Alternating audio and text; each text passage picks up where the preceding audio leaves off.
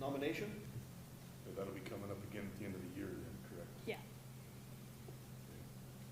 I'd make a motion to reappoint Jeannie Finch to the Tourism Board for the term ending December 31st, 2026.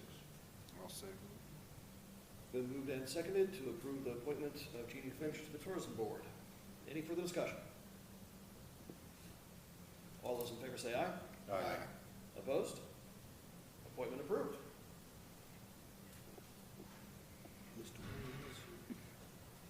All right, that brings us to our items of business tonight. And first up is a continued discussion of the street condition on Illinois Street just north of the highway.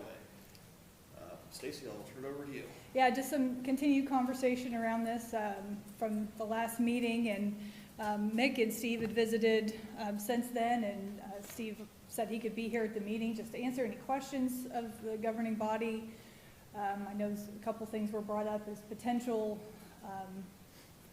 of what we could do there, and so I would just, I guess, if you have any questions of him, further information of you know, from a professional who deals with this sorts of thing all the time, or if Steve has any thoughts, just open the floor to more conversation. Council, further discussion on that street condition or any questions for Steve? Steve, what are our options with that mess? It depends on what you're gonna do, you know, as far as, truthfully, you really need to find a place to park the trucks. The truck parking is what's causing the deterioration of the asphalt. Right now, to go in there, it's gonna take a considerable amount of money if you're going to fix it, where it also hold up the truck parking. Steve, could you come up here? Some of us old folks can't hear you very well, so I understand that. sorry about that. What you're saying by that, Steve, is that those roads were never intended for that kind of weight, Correct.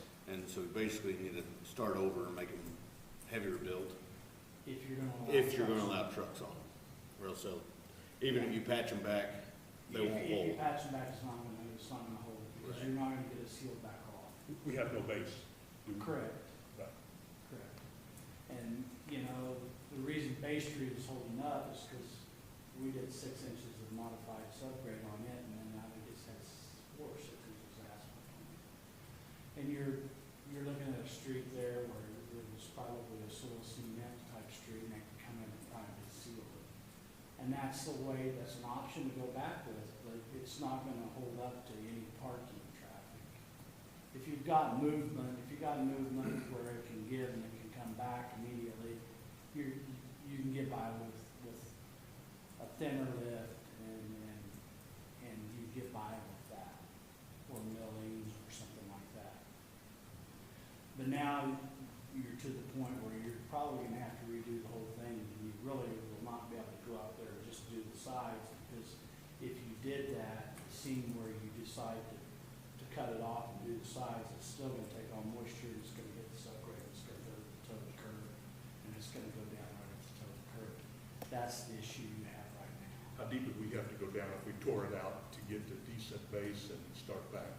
Well, I would say that you probably need to go about 6 inches, depending on what you're gonna put on top of it. You know, you could do 12 inches of modified subgrade and then try and seal it again, but like I said, you're still gonna have the issue. No matter what you do, unless it's concrete, you don't want trucks parking. I mean, you're gonna, Bay Street will probably handle it because it's probably was properly prepared after the tornado. But right now, you know, you're probably looking at 4 inches of asphalt. I think I figured that was $33 a square yard. You're starting to talk some pretty big money, and that's not any subgrade involved. To see it be tore up again in the future, yeah. Yeah, We need to go with asphalt. yeah. It's just too bad there isn't a lot where you could have the trucks park, you know, like on the KDOT property or across the street.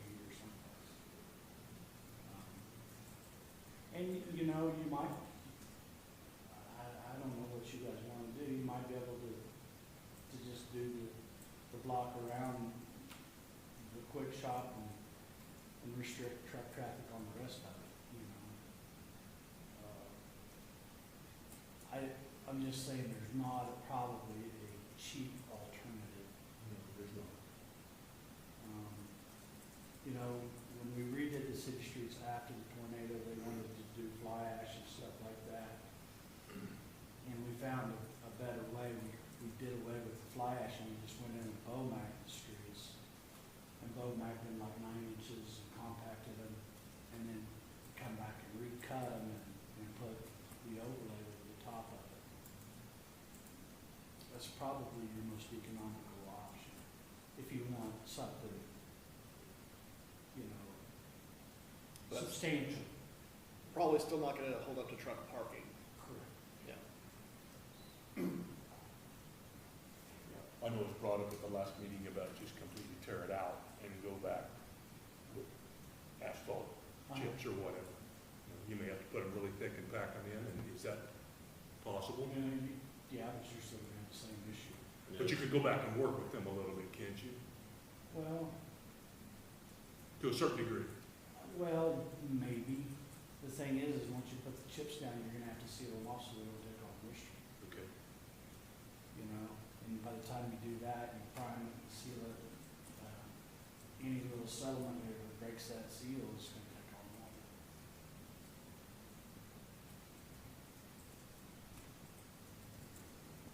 And I mean, that's a cheaper option, but I mean, I'm just afraid it would fail pretty quick. Yeah, I'm like you.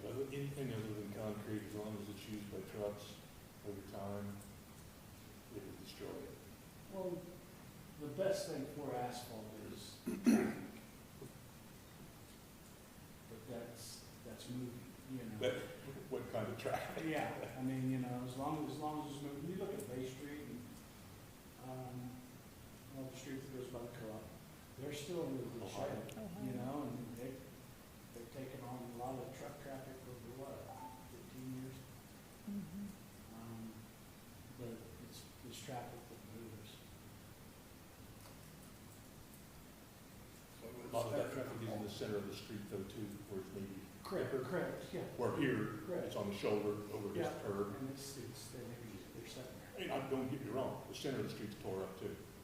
Yeah. It's been neglected so long that it's junk. Well, right now, it's just taking on moisture, you know, and moisture is, once it gets under asphalt or concrete, you guys see now when you tear it out, it never evaporates, it stays wet forever. You know. So is there an alternate route that would be better for them to take? I don't know, that's up to you guys, I mean, but I would, if I was spending the money, I would try to maybe take care of the 2 blocks around the quick shop there deal and try to keep them off the rest of it from there east, you know. That's just my opinion, I don't disagree with that. you know. Or try to get them on the stage right away. Keep the damage down to one area if you could. Okay. Now, how difficult is it to change our ordinance for truck parking, or is it even an ordinance? It's just passing an ordinance. Okay.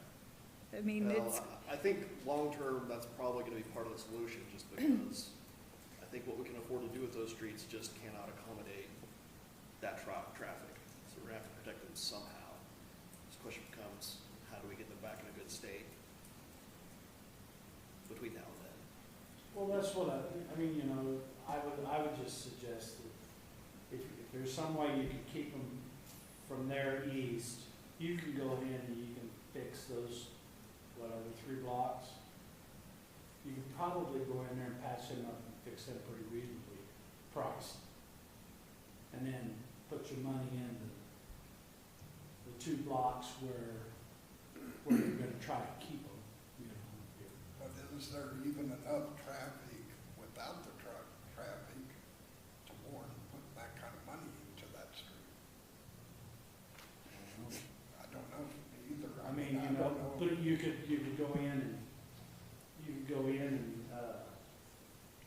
as far as everything, dig it out 12 inches or so, and put flowable fill in there or something in those bad spots and seal the road and probably get by, Yeah. you know, if the trucks weren't parked. Did you drive around there and see that hole on the east side of? How far- Right behind the church. Well, no, the east side of the truck stop or Grove Street, where they're turning to go in, it's a big old hole. How far do you think you should dig? Did you just quit getting moisture or just, Well, no, I the mean. only thing is if- to patch it? You don't wanna go that deep. If you're gonna do that, you're gonna probably just throw some fly ash in there and mix it up and compact it, you know, and try to seal it over. That's what I would do.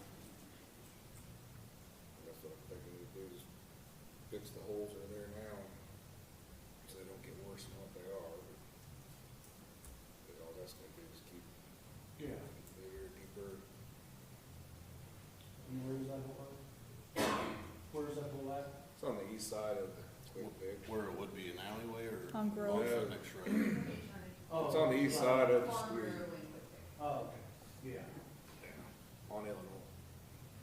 No, Grove Street. Then you got the trench going across Illinois, pushing to Bay Street.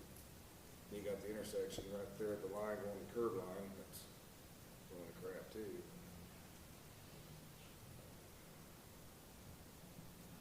Well, that's the two streets that's the street that I think he does. No, he does get on in. And maybe the one behind it, I mean, that's all up to you guys.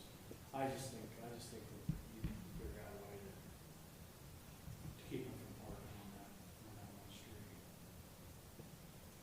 Then you won't have to spend a lot of money to get it back to where it's not dangerous and, you know. And I think that's the main thing, Steve. We don't wanna go and spend a ton of money on it. And in 3 years, we're working on it again, Exactly.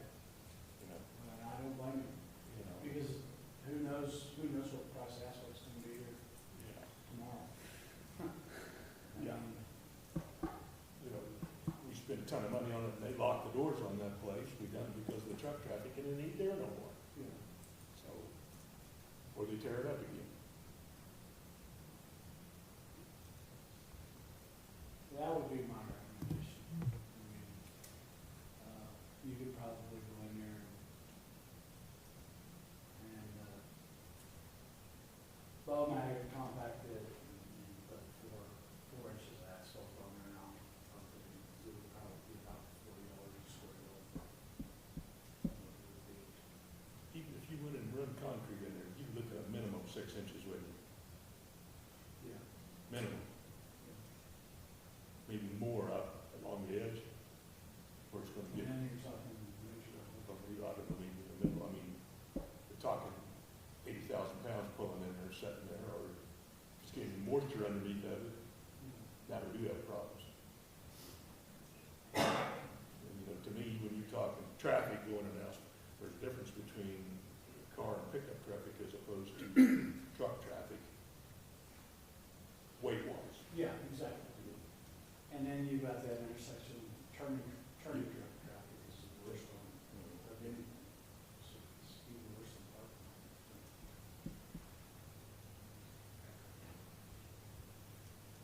Well, council, we're still just kind of in the spitballing idea stage. Is there any specific information or hypothetical proposal you'd like to see? The history of, in 2013, there was an ordinance where we changed the truck routes. And it sounds like, it looks like from the notes here, the ag community pushed back on that. Was that primarily Main Street. Main Street trying to get, could we not just pass an ordinance restricting parking and still allow traffic, but just restrict the parking? Yes, I mean, like, that seems. yes, you could. Yeah. Or invest in a couple road closed signs. Yeah, and I think, just my 2 cents, I think long-term, we definitely would be looking at our truck parking ordinances and restricting where they can park, because at least those streets in particular, and probably most of ours, just were not designed to handle that traffic. Well, even if you could go north. Ohio. The second block, yeah, north of the Quick Pick, on the stuff that the state's right away. If they tore that street up, probably not near as critical, I mean, there's, you know, that's what. Well, I'm wondering how much co-op traffic Ohio gets. I would think a fair amount. So that's one we probably want to make sure They're we're going to get more. maintaining, because it is, the differences of all Oh, co-op traffic. Yeah. Eh. There's one block in between there, I think. Ohio's built right too, because it was, after the tornado, it was built as a truck route. Yes. So it had more in depth. I'm saying it would be the block east of Bay that goes north and south. The second block to the north, it doesn't have near as much traffic as the east-west street right on the north of the Quick. You know, it's got pretty minimal traffic, and it's kind of on the corridor that the state has bought. And if it tore up, it wouldn't be near as critical as the east-west street. And you go another block, Ohio, it's got 6 inches of asphalt along the bay. They're probably your best structural streets that you have. You know, that's just my 2 cents. What do you suggest, excuse me, throwing those holes that are just on between Quick Pick and Farm Bureau? Well, that's about, I don't know, 3 feet wide and probably almost 10 feet long. Because otherwise it's just gonna keep getting worse and worse, but I don't know what you thought you'd throw in there I might try flowable fill, to do what? flowable fill. At least then you'd have a base. Yeah. And you can dig it back out. You know, we will do it long, it's only it's got less than 100 pounds of cement in it, you know, so, that little patch that Nick did on the east-west street, you know, Yes. it's holding up, you know. That hole you're talking about has been patched 3 times with asphalt. So do you flowable fill it, or do you concrete that entrance where they're turning, That's your best bet, right there, is concrete. the concrete right there at the entrance to Grove, and then it's asphalt after that? And we have done that in a couple locations hole. that have been problematic from, Trash. trash truck traffic. That's a different hole.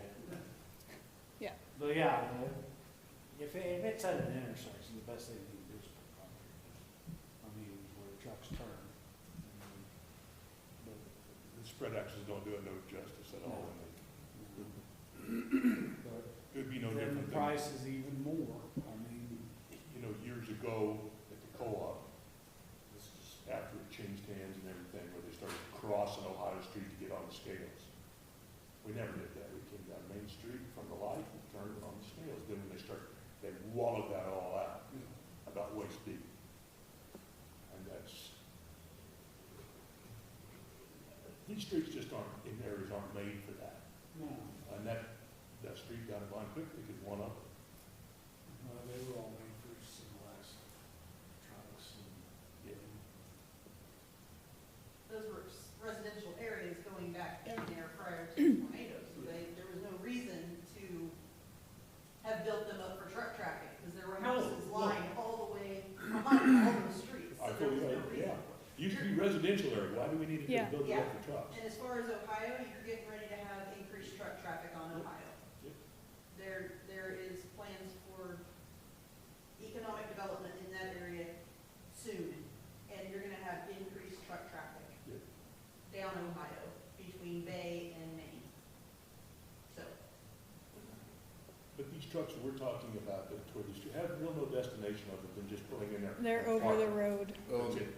that's on my And you're mind, probably not to not be, getting, you're not probably getting much revenue off of it. It's not local traffic. that's mine. I've never seen I've never seen a city allow overnight parking for trucks at a truck stop, essentially, that's what you want to call it. Usually it's the truck stop, hey, I'll put a lot in for you guys to stop, or else you need to keep on moving to the one down the road, you know. I don't know, I hate seeing taxpayer dollars go to somebody sleeping in their truck, basically. And you know, we talk about putting in a parking lot for them to get them off the street. Now we gotta maintain that. And you wanna see one of them get wallowed out, go over to Mullenville to their restaurant, you'll look behind there. That looks like a bombing range. Then you have all the trash. Oh, my. Yeah. It's not good trash. I don't know if there's anything I can do to help you guys, just let me know. But like that whole, you know, it's way cheaper than concrete. I mean, it's just a real light duty concrete. Not bad. Any other questions for Steve? I think we need to sit down and ponder all these options. Yeah, I mean, the thing is you kind of got to figure out what you think you're willing to spend, you know. Exactly. And stuff like that. I know asphalt right now is probably not. It's almost like how much money do we want to throw to the wind Yeah. right now? Well, like I said, if you can get them off, those other 3 blocks, I think you can go in there and you can patch them reasonably and maybe seal that street, you know, and you can salvage it and get by with it for driving traffic, but it's definitely hold up the parking traffic. I do think we could put some use, excuse me, no U-turn signs up there on North Bay, 'cause I watch the truck do it. You know, they do it on South Bay too all the time. Yeah. Well, it's a slightly different discussion, but I think that was in your memo, correct? Yep. Or your report? Yes. Okay. Well, any further questions for Steve? Thank you. Scratch our heads. Okay. Thank you, guys have a Steve. great day. Thank you very much. So yeah, probably nothing really we need to decide today, but there's specific plan of action or additional information that we'd like to see. Again, was floated, maybe focus repairs just on Illinois between Bay and Grove between Illinois and the highway, because that's where the worst of it is, and then maybe restrict parking elsewhere. But that's still probably gonna be a big investment if we're gonna, even 2 blocks, try to make it stand up to truck parking traffic. Or do we just want to patch as best we can and then just try and say no truck parking whatsoever?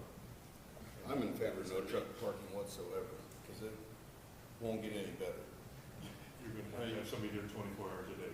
And when you say whatsoever, do you mean in town period or in around that area? Because we could get rid of that 4 blocks of Illinois Well, then just and move then Grove, Walnut, Sycamore, that 2-block stretch, because it's really those chip seal streets, they're the issue, and you can move them then to be on Bay and Ohio. Or do you want to just axe commercial vehicle parking period, townwide, and limit it to, you know, if they're stopping to go into a business, delivery or Delivery. whatever. Yeah, if they have a reason to be here. go get lunch or whatever, you know, it's an hour time limit or whatever that might be. Or, you know, primarily the concern is that those chip seal streets that aren't made for this. I think the main concern if you limited the no truck parking to a specific area is that just gonna push it somewhere else. And then we have the same problem, but somewhere else. That may or may not be the case. If we push them far enough from, you know, kind of where they're doing it now, maybe they'll just head on down the road. But Well, if you let them have the street behind north of Quick Pick, and on the east side is Grove, let them have that, and you said no truck parking on the other streets, going to the east or the north, none of there. They're not gonna park on the south side of the highway, it's too far to walk over there. Now, they're gonna start lining up and down Bay Street is what they're gonna do. Mhm. We'll do Especially on the north U-turns side in of the Bay highway. Street. Yeah, And Ohio. yeah, yeah, all the way to the railroad track. And then they're gonna start turning around right there. You see a lot of tracks where they crowd the east side of Bay Street, and they pinwheel them around. Mhm.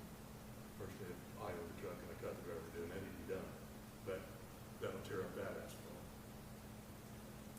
It's kind of a darn if you do and darn if you don't situation.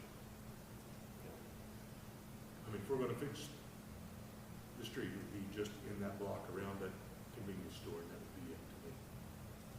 Putting big money into, not for concrete or, Yeah, well, without going concrete, it'll, like you said, it'll just be 3 to 5 years and it'll be in not so shambles much with again. concrete, but I mean, still, the initial cost is gonna be huge. Yeah. And if they lock the doors on that place, we went to all that trouble and money for nothing.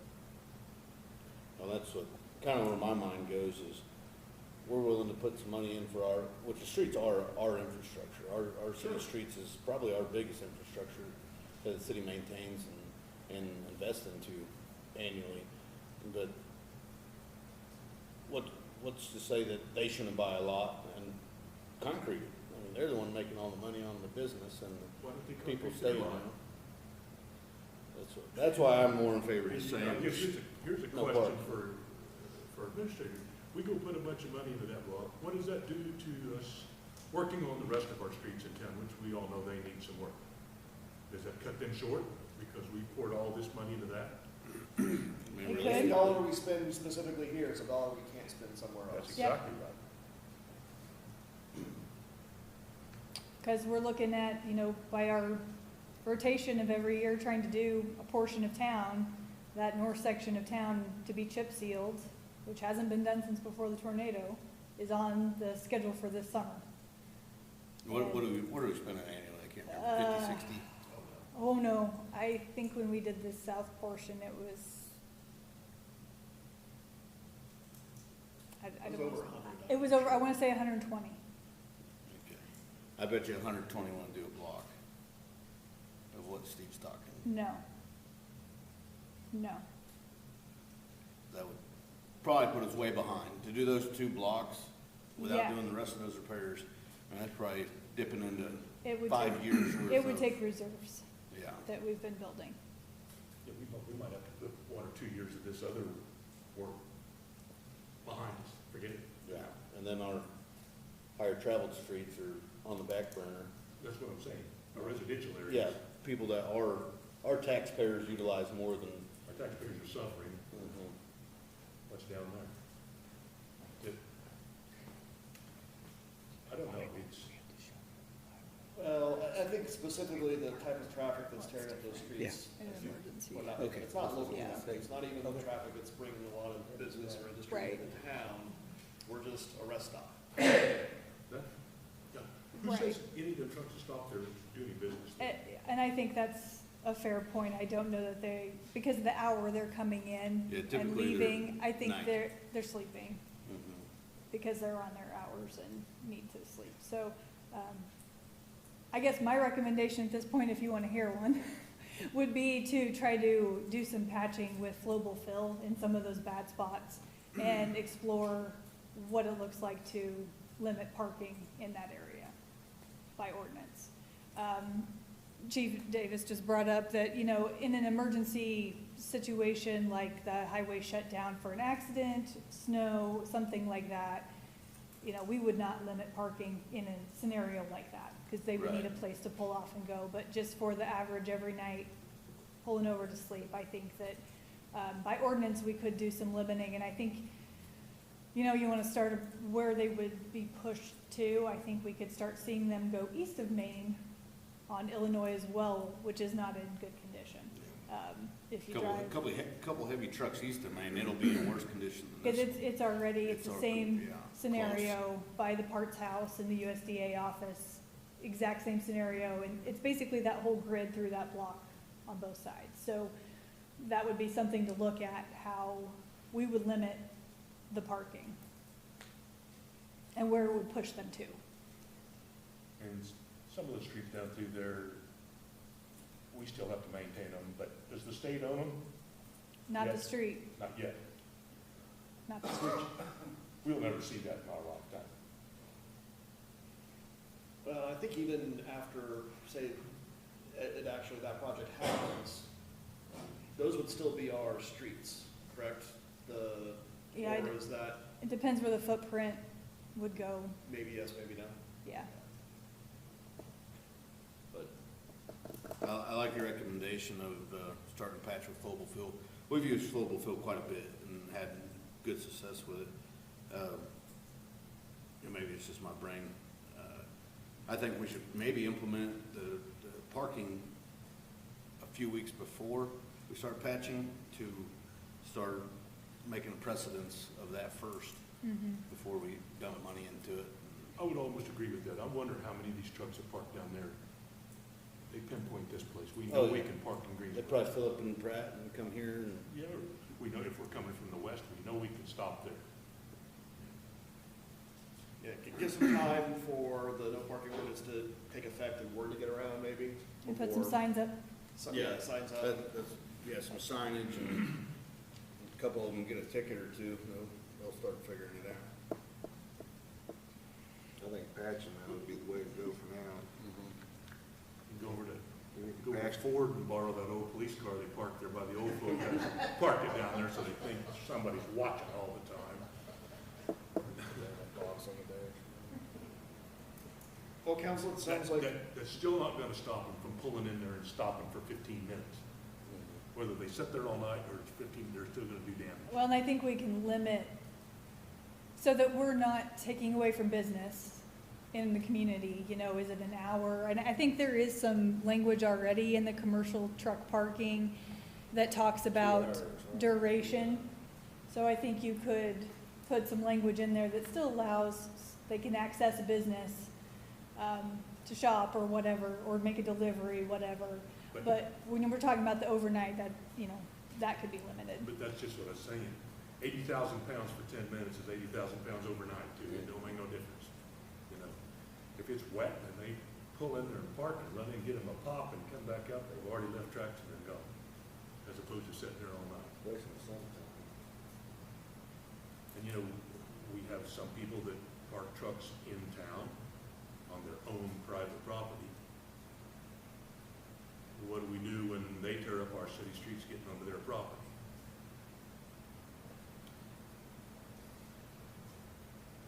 That happened years ago before the tornado, Mhm. when I was on the council, and we made the gentleman pay to have the street fixed.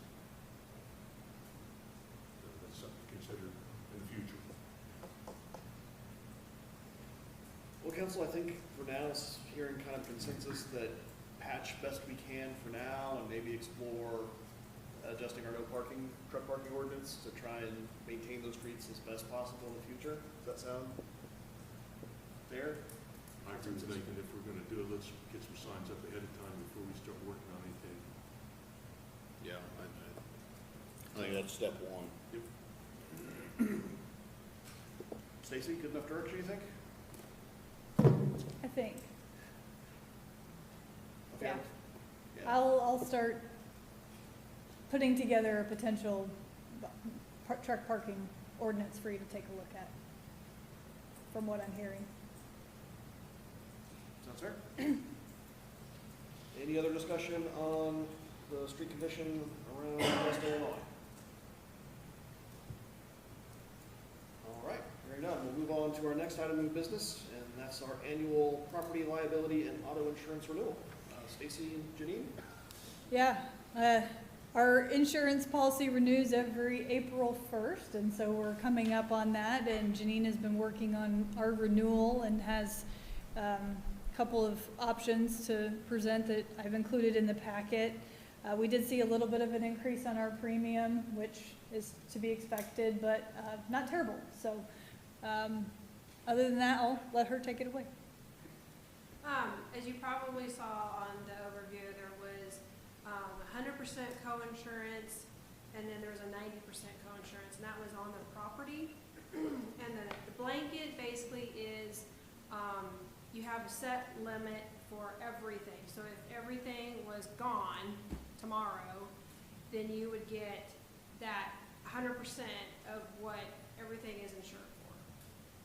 So the 90% is basically just saying, well, what the 100% is 90% off of that, and basically like, again, if you got, everything was gone, you would only get the 90% amount of the blanket. And I mean, so yeah, I gave you that option just in case if you guys wanted to do that.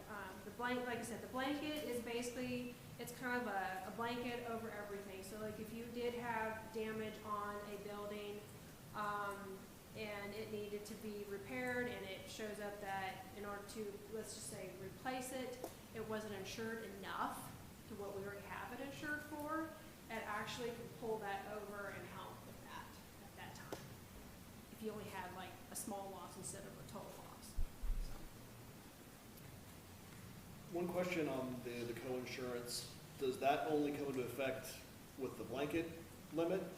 Or say we just had one facility fire, something like that, would we also have a 10% co-insurance on that single facility but did not hit the blanket limit? It would be at like a total loss. That 90% would be at like at a total loss. All I mean, property, yeah. multiple buildings. Yeah, all of it. Yeah, not just Not the for, one, and that'd be taken 90% off. No. Okay, Yeah.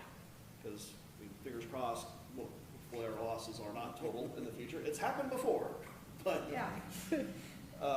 yeah, hopefully we're just talking about, hailstorm where there's minor damage to all of our facilities, or Yeah. and if it's a major damage to a single facility, it's a single facility and not Right. all our property.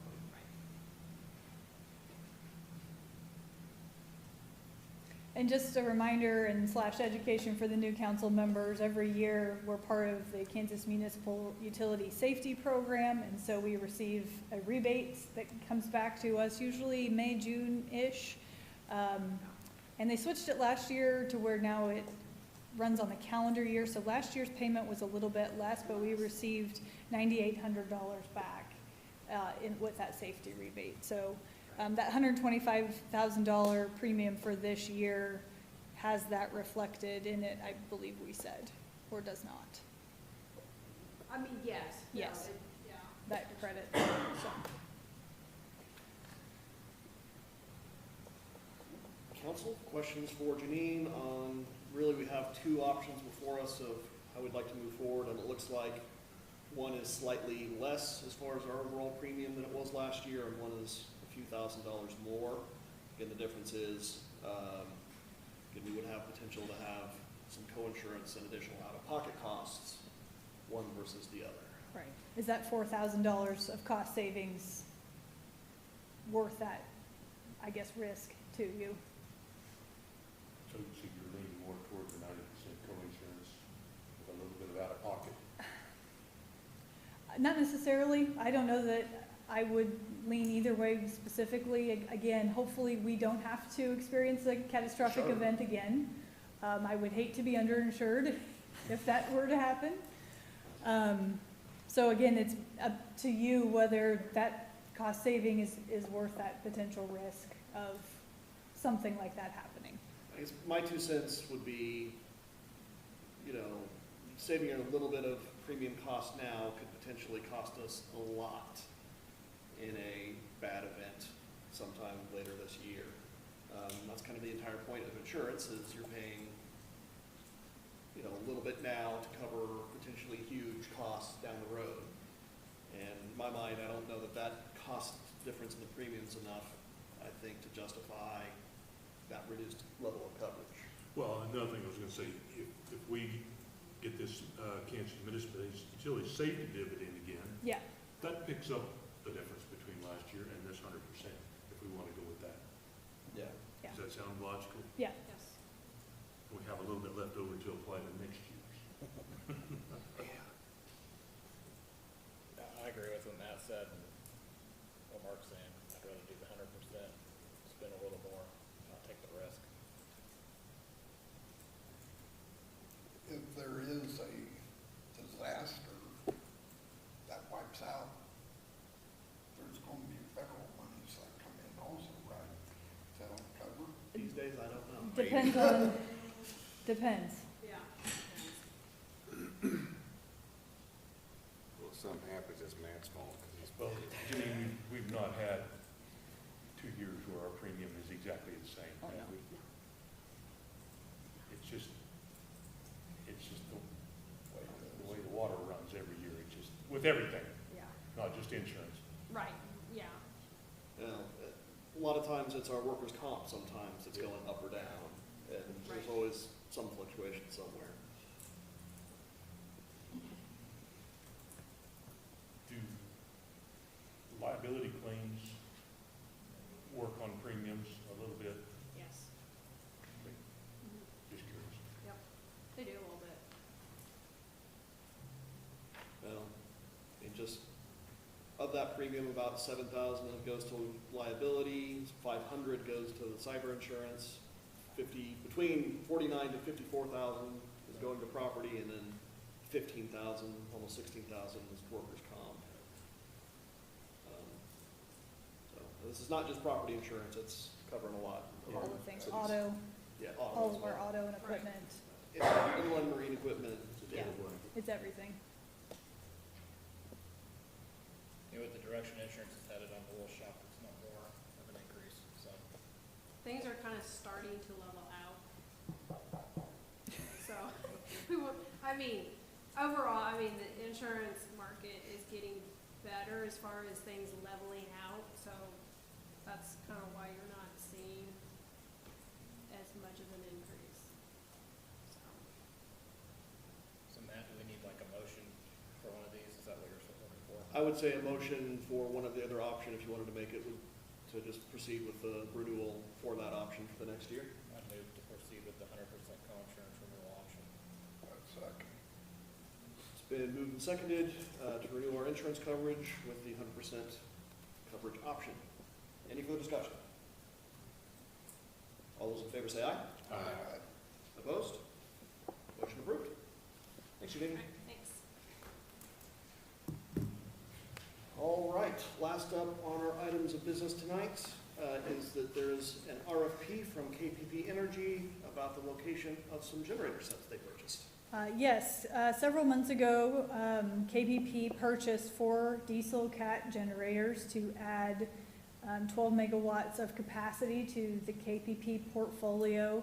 As I think we've discussed before, the energy needs, not just of the power pool, but all over our country are growing, and the need for more capacity is there for KPP. So the board has been looking at a variety of options to add generation capacity for KPP members, and this was an opportunity that came with CAT having these generators available to be built, and so KPP elected to purchase them and has issued this RFP to look at where they may be sited at member cities. And so they're seeking responses to this RFP from cities that might be interested, and basically have 2 different ownership structures, I should say, where you can either pay cash up front for a stake at percentage ownership, or finance through KPP for a ownership percentage of these generators. It could be cited here. We have the property next to the substation. These really would not be ran on a regular basis. They are really just there for capacity on paper purposes, and would only operate in, say, a winter storm when generation was needed. They could be dispatched, or if a member city where it's sited had a transmission outage and were unable to serve their load, it could be fired up to serve. So for us, for instance, being served by Southern Pioneer, when that transmission goes down, we don't have a way to generate electricity or a way to serve our customers. And last May is a good example of that, when the tornado came through and took out Southern Pioneer. We were down for 23 hours and 45 minutes. That is an example of that. Had we had a unit like this, we could fire that up to run and power the city. So That RFP is there. I don't know if you had a chance to look through it. It's a pretty sizable document. You know, just looking at the cost estimates, that wasn't included in the RFP, but that was a question that was asked of KPP to provide. Each of those gen sets are $2.9 million, and then there would be engineering and construction depending on the location and the infrastructure they had in place, what it would take to actually hook the thing up. And so they've estimated that between $475,000 and $500,000, you know, again, varying per city. So estimated total all-in cost of $3.4 million, and that's for 100% share. I gave just some math there so you could see what 5%, 10%, 15, and 20% looks of $3.4 million for you to have an idea of what kind of money, should you be interested in entertaining this to provide a response, what that would look like. And then also what our current electric fund reserve balance is and infrastructure fund cash balance as well. As where, you know, potentially we could see funds come from if you were interested in a project of this type. With the second option for ownership, it could be financed through KPP. Our stake, it wouldn't have to be 100% ownership, so say if you wanted to do 30% or whatever, that would be financed over 10 years through KPP at 4.33%.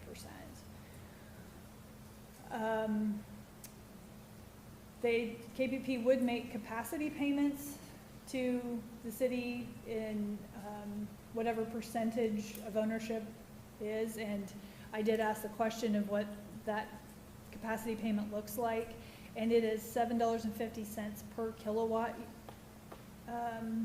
per year. So for instance, 2,750 kilowatts at $7.50 is about $20,000 a year in a capacity payment. So that would be with basically 100% ownership of the thing. You would get a capacity payment of $20,000 per year. So some money back, but considering the investment, pretty sizable.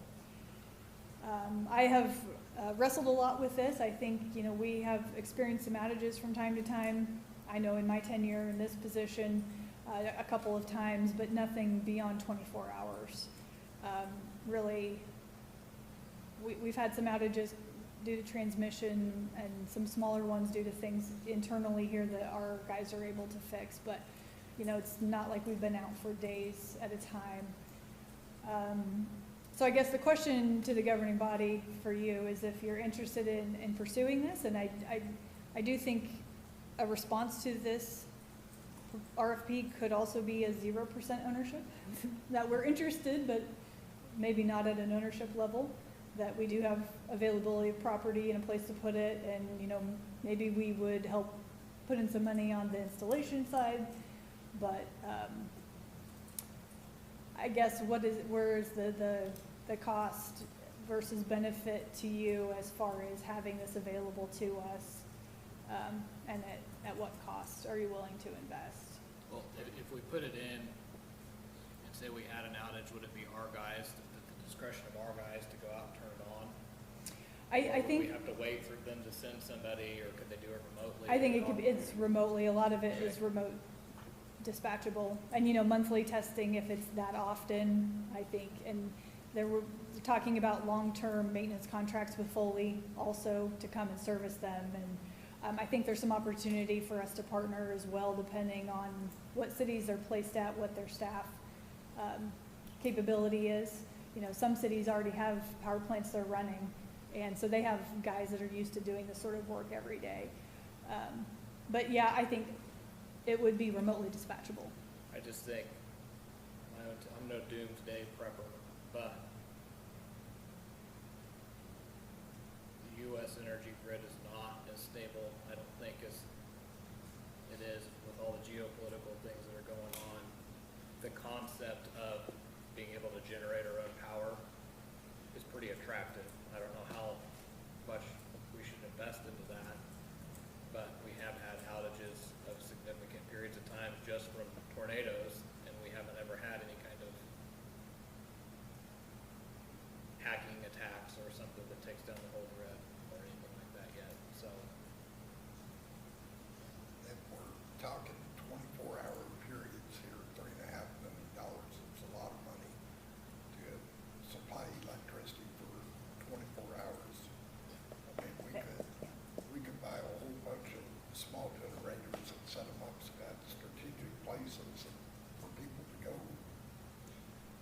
And I think the important thing here is, you know, that's assuming we would buy 100% stake in one of these generators, which is not, I think, a likely, there might be a city out there that does it, but I would doubt it. I mean, if we could get it 5 or 10%, I would maybe be okay with that, with what was proposed in there, but. I hate to think about partially draining these two funds trying to do this too. I don't wanna drain them by any means, but I Well, think, it's gonna hit on it pretty hard, and I any infrastructure issues that we have aren't cheap. And if we spend all the money on this generator, you know, if we have no infrastructure, then why do we need it? $170,000, roughly 5 to 7% of that fund. So we'd still have 93% of that between the electrical and the infrastructure reserve fund if we did a 5% pitch available. And the other option too that's explicitly mentioned in the RFP is it doesn't have to be cash up front.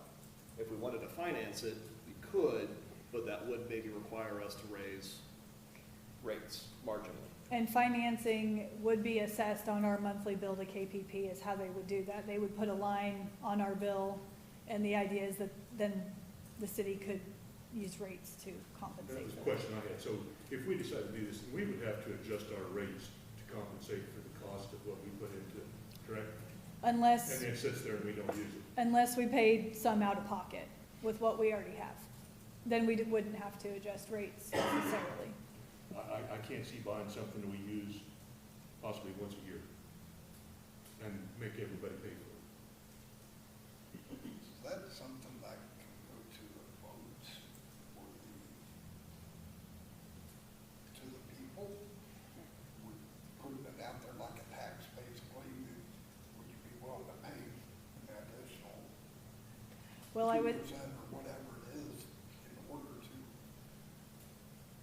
I guess my first answer would be we wouldn't have time to do that. And second, I would say that you're elected to represent your constituents and maybe, you know, we don't have to respond to this today. We have some time that you could visit with some folks over the next 2 weeks before the next meeting and see what people think.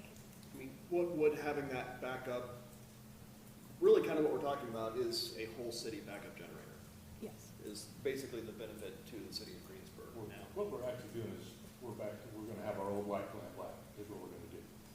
Now, my next question is, how many other towns are thinking about jumping on this? Can KPP tell you that? I can't tell you that. It was issued to all 24 members, and I can't tell you how many will be interested in responding. So would this just supply solely Greensburg, or any other, say Mullendorf's a KPP member, and they run out of electricity? If they were a KPP member, you know, we're not tied, I don't know if our distribution's tied together, so it's not. So, yeah, they're on Victory, so they come from the other way. Okay, so here's, But if a grid member that we're tied to, or if the grid itself was weak, that's what this would. Right, so generate to Winter Storm anybody Uri, else. Winter Storm Uri is a great example in 2021. You know, it's cold out, SPP, there's power needed, we could have been generating and kicking out. So a situation like that, All you're gonna do is take off your load in the town. yeah.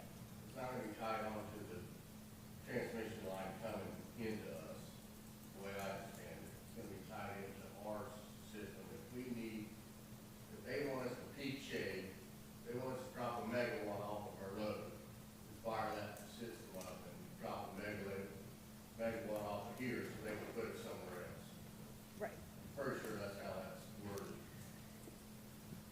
It's really to be able to show 12 megawatts on paper that KPP has available. And if the Southwest Power Pool needs those somewhere else, they can have us fire that up, and Exactly. it's a peaker plant. As well as it's a storm and the lines are down between here and there. Energy's complicated. Yeah. My So it generates the pole side of it. My brain thinks weird, but, so, say we had a power outage, our 100% normal load could be supplemented down to, what, probably 50%, because the hospital has backup. All of our biggest users have their own backup already. So if we're talking about It is true. supplementing our town, I mean, how But does one town have their own If generator? we fire this thing up and energize our grid, then their generators would kick off. Right, but I'm saying like, Yeah. as far as our main infrastructures, our courthouse, our sheriff's department, our Peters at the co-op, the hospital, They they have all their have own. their own. Yeah. So our critical infrastructure is still operational, you know, power outage. But granted, everybody's house isn't set up that way. Right. A lot of them do have their own natural gas powered generators.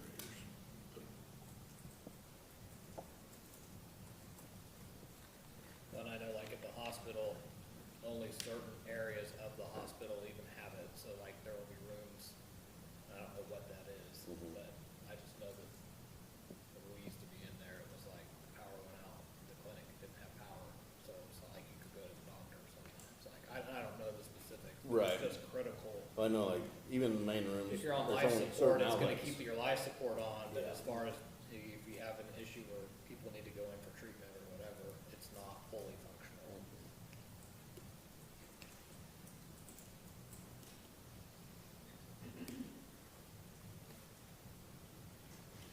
The other thing, I'm not sure if you covered this, Stacy, or not, but there are ongoing costs with operating these, fuel and maintenance, Right. which, That- cities are going to be expected to cover. Whatever our percentage share would be, that's, you know, if we had a 10% stake in this, we'd buy for 10% of the fuel for it. And 10% of any long-term service agreement, all of those, yeah. But in theory, then it would generate the revenue to offset that fuel, because it would be kind of a variable expense tied to the, You're probably just not making any money, you'd be breaking even. Right, that, basically that capacity payment, that little bit you would receive annually would, It's sitting there not running, but it's costing you money. no, it wouldn't cost you money if it's not running, because they're not burning fuel, but if it kicked it on to run it, then it'd burn fuel, and then you get a payment for your fuel that they burn. I mean, because you're gonna run an hour or whatever to test it periodically. It'd be plenty of material. And the service contract for it's gonna be a cost, no matter if it gets run 0 hours or 100 hours. Yeah. I think it's an interesting project KPP is doing, and I do see potential benefit for the city, but again, it's also, even at a small percentage ownership stake, that's still a lot of money. And I think that would be a good question for council members to ask community members as we encounter over the next week or two is, what would having that potential to generate our own electricity in the event of an extended outage be worth to you? Would you be willing to pay more on your monthly bill? Yeah, and I think part of it would be, could we do some math to see at different ownership stakes, what, you know, What if that we looks did want to like. get into our reserve funds, would, you know, is it 1/10 of a cent per kilowatt hour, or is it 2 cents per kilowatt hour? Because that's a lot different, you know, of an outcome there. So I think, you know, we don't have to make a decision today, but maybe, you know, as you said, speak with community members just to see, would that be something they'd be interested in, even if it came with a cost, an increased cost of electricity? And then we ourselves work on figuring out what that cost might be in various ownership stake scenarios. And again, I don't know if, is it possible to do a combination of cash and financing? I'll have to ask that question because that's not spelled out, but I will ask. So that would be another option, again, if we wanted to limit the impact to our reserve funds. Could we paint a mural on the side of it and use tourism money? No, because the first time we run, the heat would probably burn it off, and we'd have to do it again.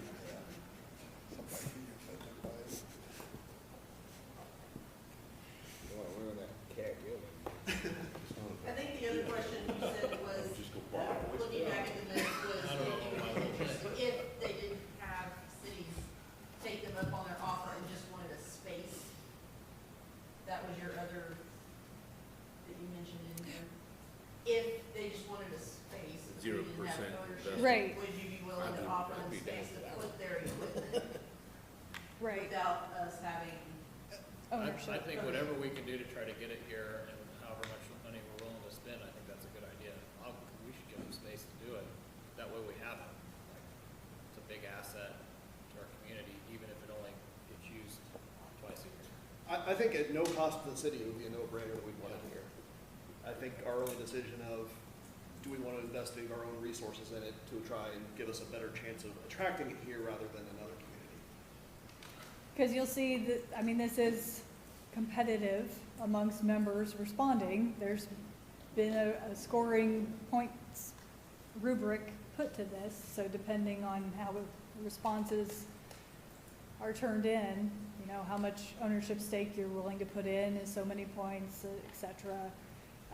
There is some gray area in there, you know, talking about reliability and what kind of outages you've seen, if you're solely served by transmission and don't have generation, things like that. But it is a scoring system of how it will be evaluated. I hate to spend that kind of money to say, put a feather in our hat, say we got a generator that can run the whole town. I mean, last May, we lost electricity for almost 2 days, didn't we?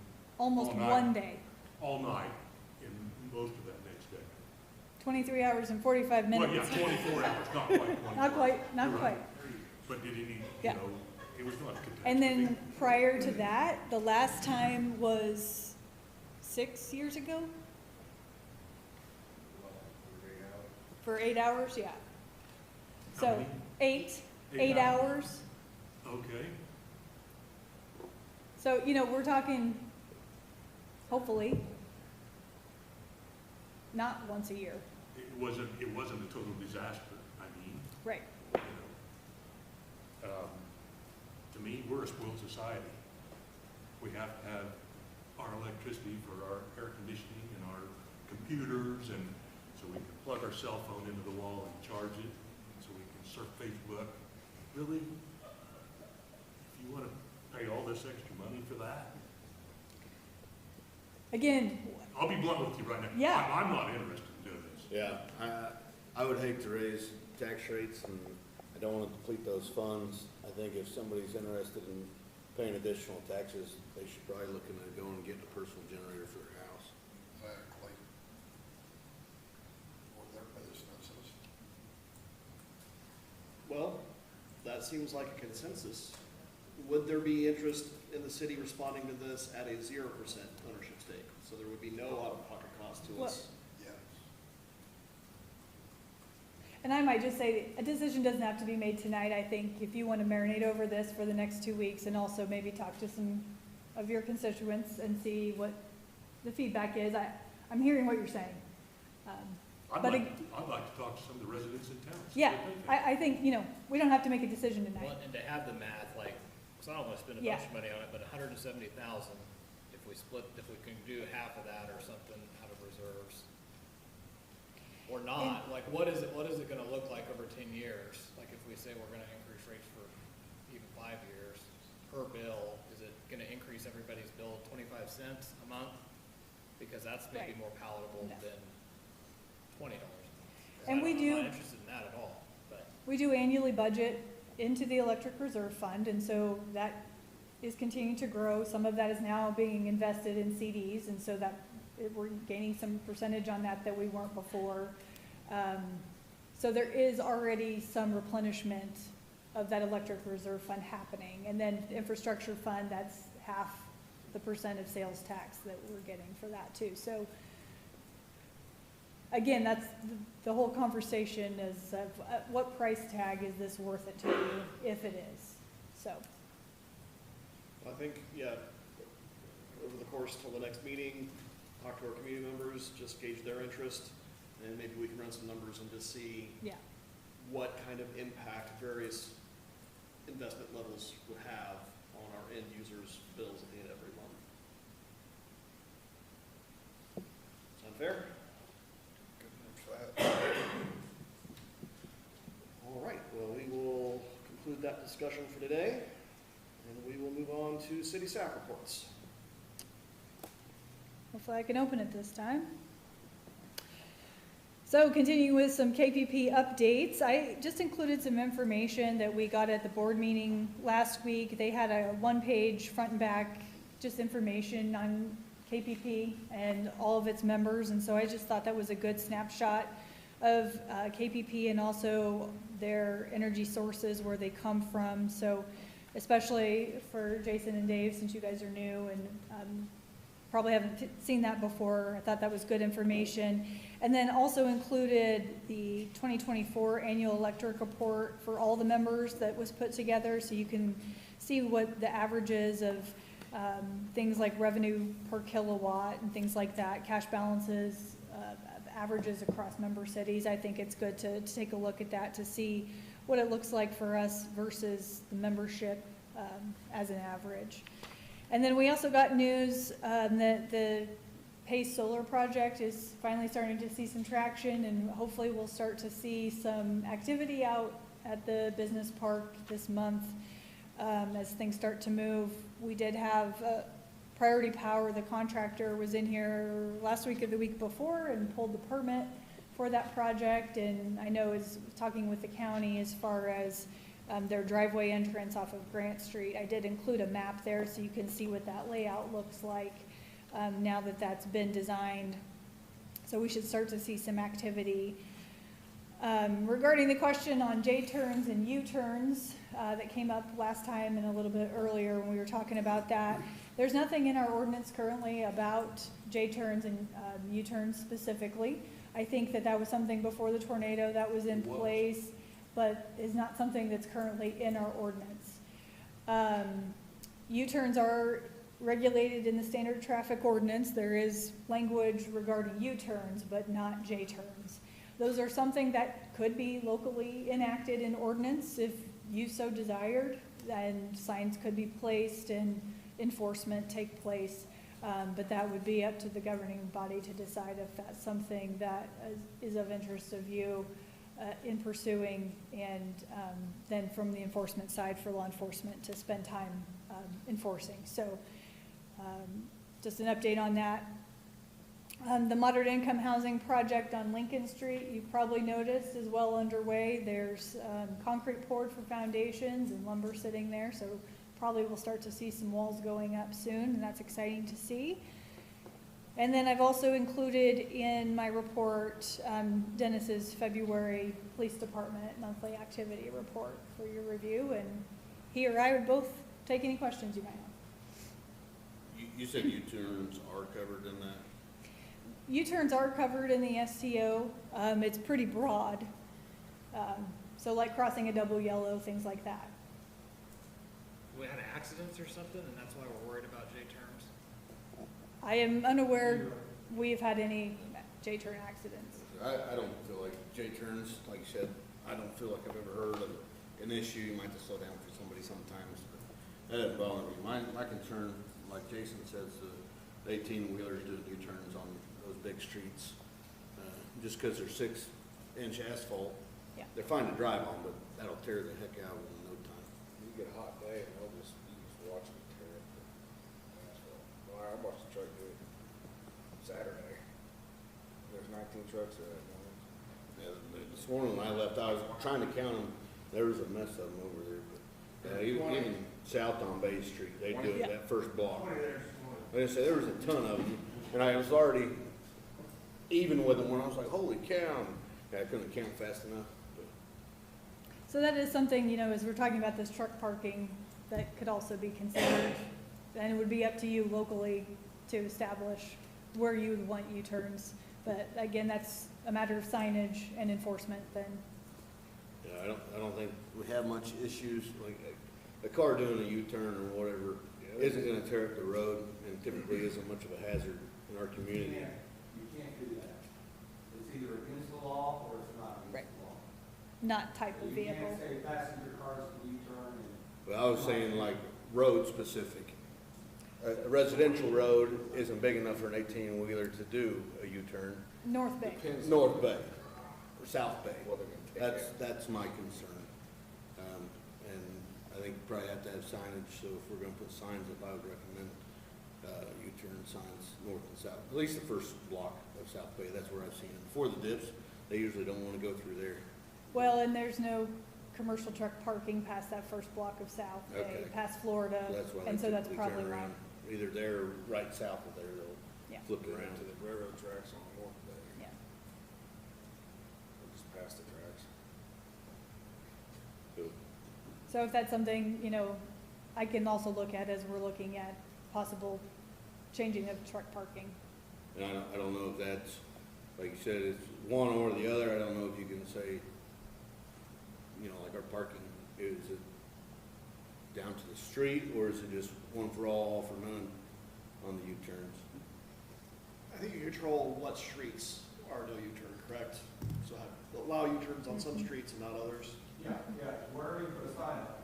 But just keep in mind on your Illinois street, if you don't want the trucks driving on, if they're facing north on Bay Street, north of the highway, you're gonna have to get them a way out if they don't want to do a U-turn. Well, and That means go down to Ohio and take Ohio to Maine, that's one thing, just gotta make sure that they can get a way out. We already said it's truck route on it, so. yeah. And like Steve said, it's not necessarily the driving on those roads, it's the parking. So if we have a no parking specific, doesn't really say you can't travel on it, you know. So can we get a map of the roads that can carry the weight of the trucks? Mm-hmm. Bay Street, Main Street, Ohio Street. I think they're the only ones that were Up really there. done heavy. Yeah. But yes.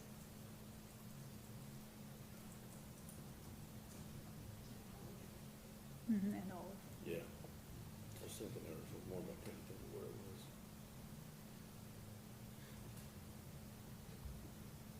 Any other questions for Stacy?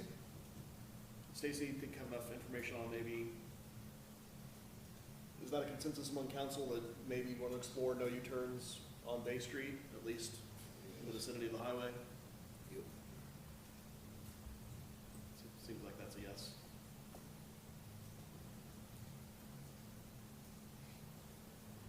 Usually the timer must not be right there. Well, if you were saying earlier about, they got some project gonna be going on, get more truck traffic on Ohio. So what's gonna happen when that stuff starts getting damaged? Is that There's, gonna be split between us? and there's the gonna other be some doing it? considerations in place with that development. Yeah, that's it. Yeah.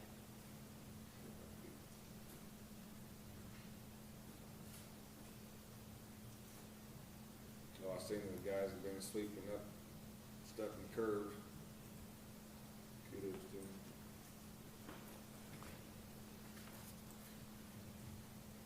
Any other questions for Stacy for city staff reports?